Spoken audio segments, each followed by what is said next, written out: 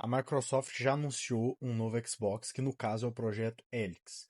E rumores e vazamentos, isso inclui também algumas conversas informais, indicam que o PlayStation 6 está perto de ser anunciado. Mas aqui fica a grande pergunta: será que a geração atual de consoles já deu o que tinha que dar? E a gente realmente está precisando de uma nova geração, ou os caras simplesmente estão enrolando todo mundo, e o fato é que eles querem ganhar mais dinheiro em cima de novos consoles. Sejam bem-vindos à Farm de Cafeína, aqui quem fala é Luiz. Bom, a gente vai falar um pouquinho hoje aqui sobre a geração atual. Não esperem um especialista no assunto, aqui é um leigo dando a sua opinião, um cara que compra videogame, um cara que gosta de videogame. E por que eu tô falando desse assunto? É muito importante a gente falar disso porque reflete também quem joga no PC, porque muitos jogos que antes eram considerados exclusivos para consoles vieram para o PC. Isso inclui, por exemplo, jogos da Sony como Horizon, né, que veio para o PC, e eu acho que todo mundo está esperando um eventual lançamento do GTA 6 pro PC também, embora talvez demore um pouco mais do que o lançamento dos consoles, como é normal da Rockstar fazer. Que não seja um negócio porco, igual foi o port do GTA 4, né, para os computadores. Mas a grande questão é a seguinte: na minha opinião, isso aí é basicamente uma farmação de, não de aura, né, para eles ganharem mais dinheiro mesmo, porque não há, na minha visão, não há motivo para você lançar uma nova geração de consoles nessa altura do campeonato. E por que eu digo isso? Por mais que de fato você tenha uma grande evolução do PlayStation 4 para o PlayStation 5, por exemplo, você tem ali a questão dos FPS, você tem ali uma questão gráfica, a física melhorou bastante, a tela de carregamento diminuiu muito, só que mesmo assim, o que o pessoal mais está reclamando, o que falta nessa geração são jogos.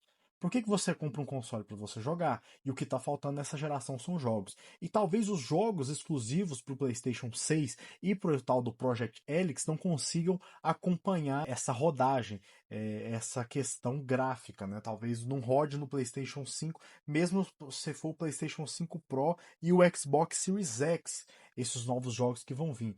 Claro que a gente não tem lá muita coisa que está por vir aí, só que de fato as gerações estão cada vez menores, né, de jogos comparadas às gerações mais antigas.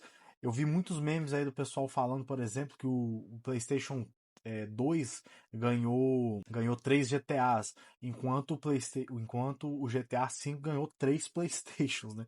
O que não deixa de ser uma grande verdade. Mas uma coisa que de fato aconteceu é que a maioria dos jogos do PS5 e dos Xbox, tanto o S quanto o X, Series X e Series S, respectivamente, são jogos cross-gen. E para quem não entende isso, eu não sei se eu estou falando o termo adequado, tá? De forma adequada. O termo cross-gen significa jogos que foram lançados em duas gerações simultâneas.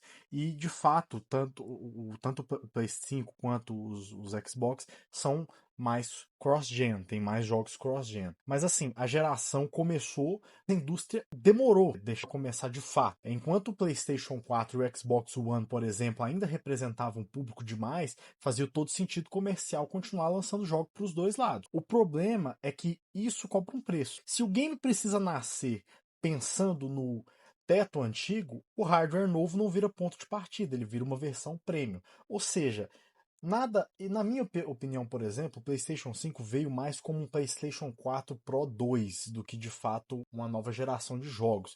Porque, como eu disse, a maioria dos jogos são cross-gen. Muita gente começou a jogar o PS5, por exemplo, mas nessa questão de você pegar um jogo como, por exemplo, o GTA V, o Red Dead Redemption 2, e você jogar ele no PlayStation 5 esperando um desempenho maior. E como eu disse, de fato esse desempenho veio com essa nova geração. Só que falta muito jogo exclusivo para essa nova geração. Por exemplo, os FIFAs, né, agora os FC, os EA FCs, rodariam tranquilo na antiga geração. Eu tenho certeza disso. Só que eles pararam de lançar para a antiga geração, alegando que essa geração representaria melhor esses jogos aí. Bom, a gente pode falar aqui também que essa questão dos jogos AAA, né, que são a maioria em gerações de consoles, eles ficaram muito grandes e, consequentemente, ficaram mais caros.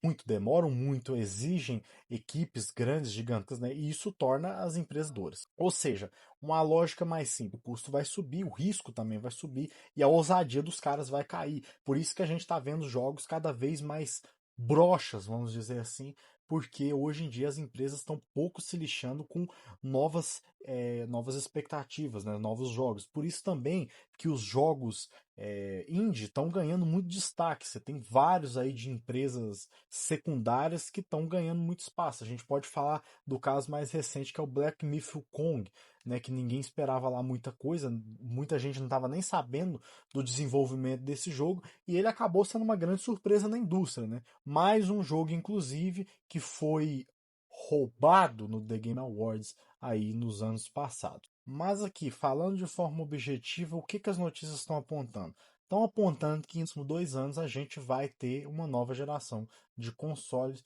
tanto principalmente dos dois lados principais dessa disputa, que é a Sony e a Microsoft, com o PS6 e o Xbox Project Helix, respectivamente.